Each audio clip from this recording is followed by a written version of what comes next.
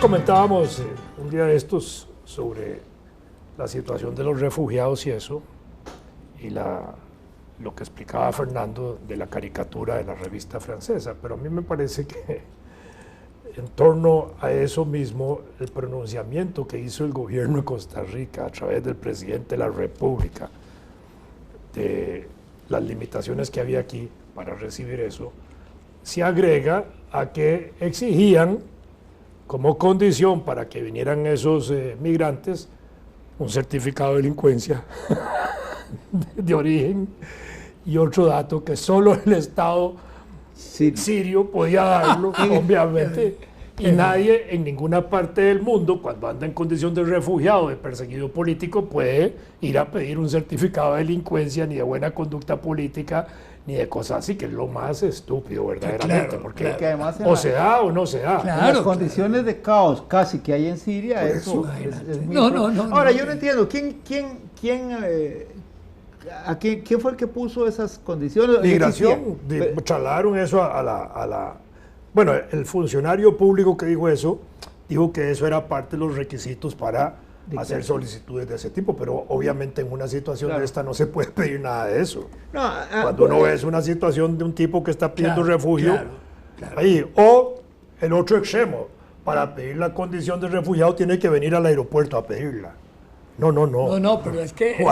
O a la embajada, vos sos abogado y vos sabés que en el asilo es otra cosa. Y Costa Rica es un país de asilo. Pero digamos que ahí, vea, si a mí me hubiera dicho, vamos a ver, si un vocero del gobierno cualquiera dice que el país no está en condiciones de recibir masivamente refugiados, uno dice, es cierto, porque ahí uno entiende. Claro. Pero el problema está en las justificaciones retóricas, digamos. Sí, que no tiene ningún cuando sentido. dice, digamos, la incompatibilidad cultural y ese tipo de cosas, me pareció desafortunado, sin embargo, fueron los descendientes de sirios que viven en Costa Rica, que yo conozco varios. Es que montones. En mi infancia, uno de mis amigos más queridos se llamaba Rachid Israel Sirio, y entonces de padres sirios. Y yo me pongo a pensar, bueno, yo nunca vi que entre él y los alajuelenses de Rascas del barrio del Carmen hubiera incompatibilidad de ninguna clase, hombre. Y la mamá de él... La cantidad de libaneses que forman parte ya de nuestra sociedad. En el caso de los sirios, a propósito de este enredo que hay migratorio, el otro día oí decir que habían 80 familias sirias en Costa Rica.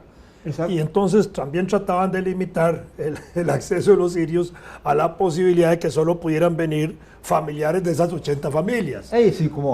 Cual es absurdo también. Oye, hay algo interesante. Mejor no pronunciarse, mejor calladito, más bonito. Porque nadie lo estaba pidiendo oficialmente, que sepa yo. Nadie. Hay algo interesante, que son los migrantes sirios en Uruguay, que ya quieren ir, no se acomodan al medio.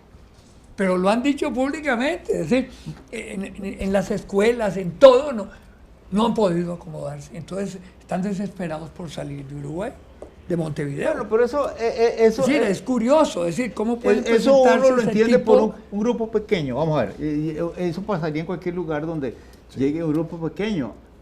Hay una historia, yo no me acuerdo si es de Bioy Casares o de Borges, de uno de ellos, a propósito de una migración judía que se dio a Argentina a principios del siglo XX. Y entonces la cosa es muy graciosa porque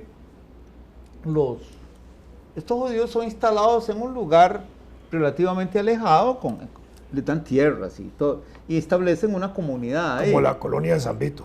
Exacto, pero es vecina de una población ya establecida ahí. Entonces llega el día en que la autoridad local, un hombre sencillo, les tiene que dar la acogida y decirles un poco que, bueno, ustedes están sujetos a las leyes nuestras. Y entonces, si no recuerdo mal, todo transcurre bien y los inmigrantes se sienten muy orgullosos de su nueva patria. Entonces, cuando llega la hora de cantar el himno nacional, la cantan solo los los viejos de la región, y cuando el líder del grupo se dirige a la autoridad, le agradece por la linda canción que les dedicaron. Y claro, eso es graciosísimo. Y alguien podría haberse sentido ofendido. No, eso es gracioso. Simplemente las cosas van a su ritmo. Pero bueno, lo malo está en haber dicho una argumentación que iba en contra incluso, creo yo, de algo que se había hecho hacía poquito. Se había firmado la ley de reforma constitucional que declara a Costa Rica país pluriétnico y multicultural, o multiétnico y pluricultural, ya no recuerdo. Lo cual me parece a mí que podría ser y no podría ser, es decir, está bien hecho, lo aprobaron y es ley, está en la Constitución. Está en la Constitución. Ahora, poquitos días después de eso, como que no calza, ¿verdad? Esa declaración. Y hay algo muy interesante que sería bueno recalcar, bueno, para recordárselo a los oyentes. En este año 2015 se cumplen 100 años del genocidio de los armenios en Turquía. Ajá.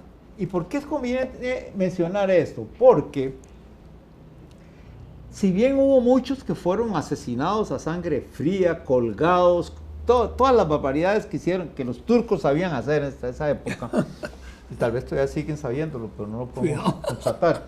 Resulta que la mayor parte de muertes se produjo por enfermedad, hambre. En la caminata que tuvieron que dar los armenios de toda Turquía, especialmente los que vivían más en la parte occidental, hasta Alepo.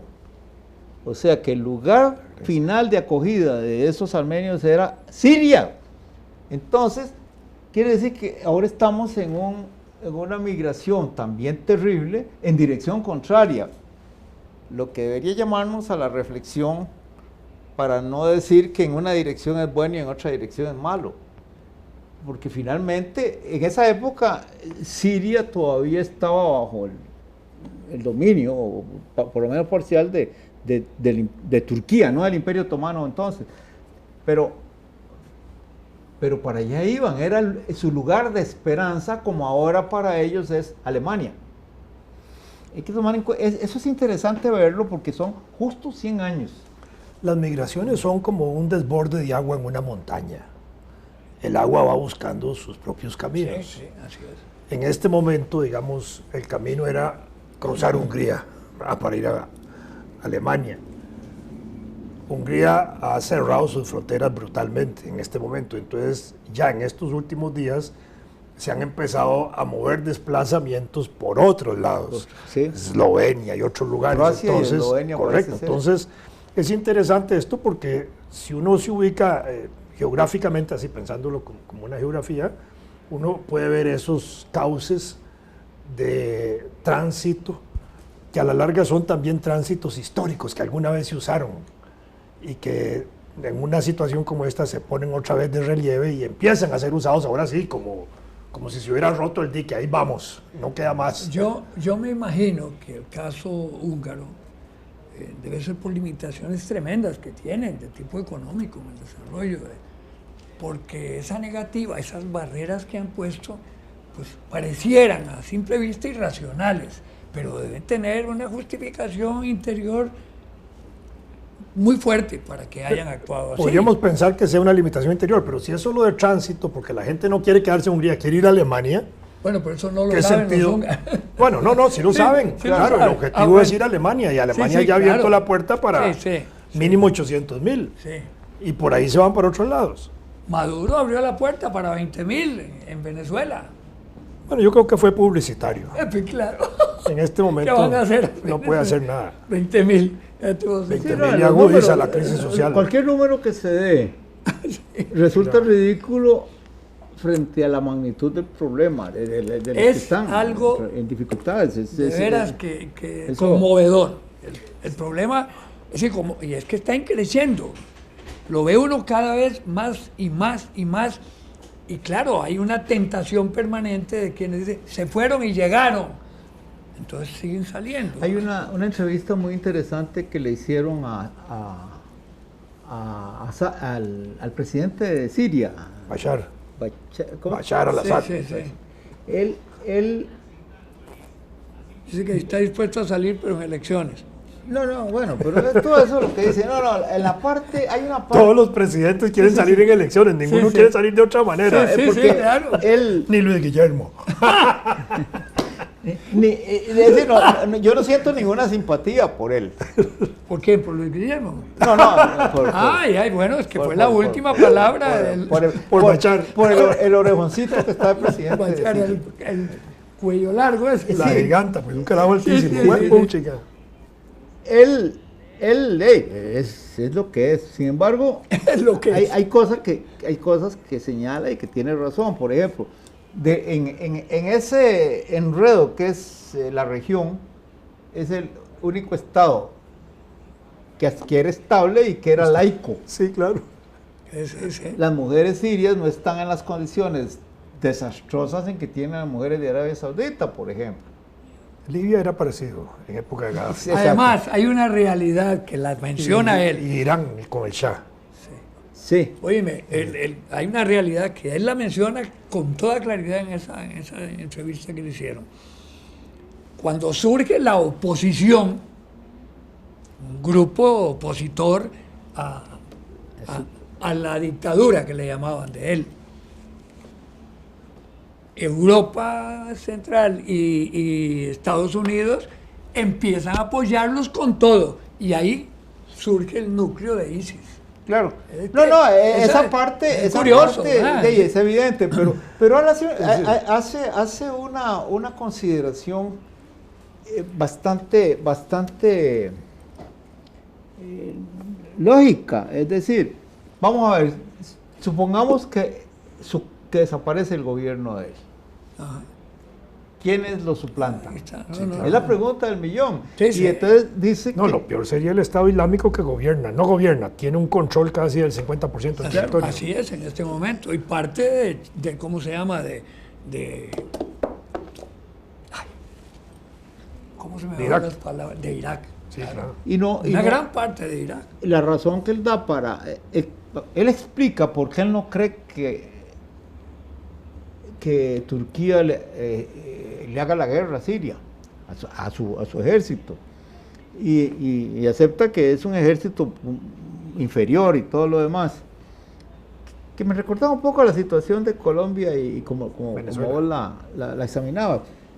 Él dice, bueno, ¿qué esperan si hay una guerra entre Turquía y Siria que ocurra?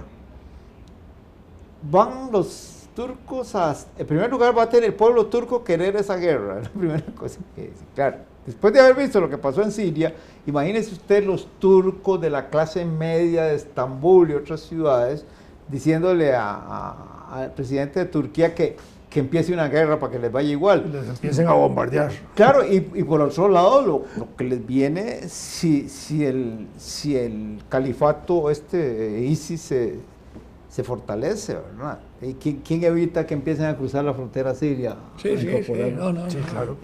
En eso es sumamente claro. Y digo yo, bueno, hay momentos en que uno le tiene que dar la razón. Ahora, pero por fortuna no pueden caminar sobre el agua. Sí, eso. No, es tremendo. Bueno, finalmente hay una... El mismo Vargas Llosa, que estábamos hablando hace un rato de él, hablamos de él bien siempre. Resulta que escribió, hay una entrevista que le hicieron a él en la que dice que él que se le considera de derechas y todo eso, que eso hay que resolverlo o las consecuencias van a ser peores, el problema de la migración. Y hasta alguien como él.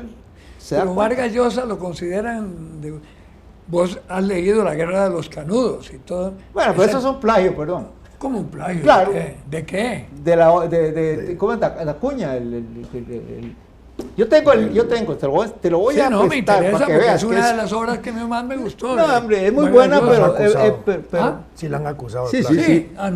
Yo me llevé la sorpresa. Bueno, pues que también, perdón, a propósito de acusaciones de plagio, yo recuerdo, estaba en ¿cómo se llama?, en el Liceo de Costa Rica, cuando salió Canaima y la acusaron de ser un plagio de José Eustacio Rivera, de la, ¿cómo se llamaba? Vorágine. La Vorágine. Y fue un debate enorme. Y No, total pero que nadie supo quién había... Ah, fue bueno, primero la Vorágine. Eso es que la otra Vorágine. fue cosa. primera. Porque nadie supo quién, pero es como cuando se trata de establecer quién copió a quién entre dos contemporáneos, pero no, voy a quitar la palabra plagio. Sí, porque la pueden confundir, ¿verdad? Si la pronuncian mal, pueden confundir. Al italiano. Sí, sí. Fue una paráfrasis, una paráfrasis. Yo leí ese libro con todo el gusto, por supuesto. Y además muy bien escrito. Sí, todo eso está muy bien. Pero resulta que pocos meses después, la suerte me hace llegar a la ciudad de Bahía, en Brasil. Y como siempre, sin saber cómo, caí en una librería. Y entonces, justamente me encontré el libro, es que ahora me acuerdo... Jorge Amado. No, Jorge Amado, es un historiador brasileño sobre la guerra de Canudos. Todos los detalles. Entonces, claro, está en portugués. Enseñámelo, me interesa, porque yo era un admirador, señor, pero... Yo decía, no, esto es un trabajo de tercer grado para cualquier estudiante escribir una novela basándose en esto. Y una pura paráfrasis. Con el perdón de quienes podrían decir lo contrario, porque yo sí admiro la obra de Vargas Llosa, ¿no? De esto no quepo la menor duda. Pero en ese caso, es más, yo había asistido a la entrega del libro que se hizo aquí en presencia de Vargas Llosa, aquí en San José. Se le hizo un homenaje. Sí, pero francamente, me pasó lo que me pasó con más intensidad todavía que lo que me pasó con el libro de Xaxa, de todo modo. Sí, pero ahí es muy obvio, hay algo, claro. Pero sí. vieras aquí. Vos me lo mencionaste y yo de inmediato empecé a buscar y claro. No, exacto. El nombre de la rosa. El nombre de la rosa. Sí, pero no es muy obvio, es decir, bueno, claro, es muy sutil, pero sí hay, indudablemente. Ahora, lo que yo pienso es que Vargas Llosa no necesitaba hacer eso porque después las cosas que he escrito, por ejemplo, sobre el del Congo, el irlandés que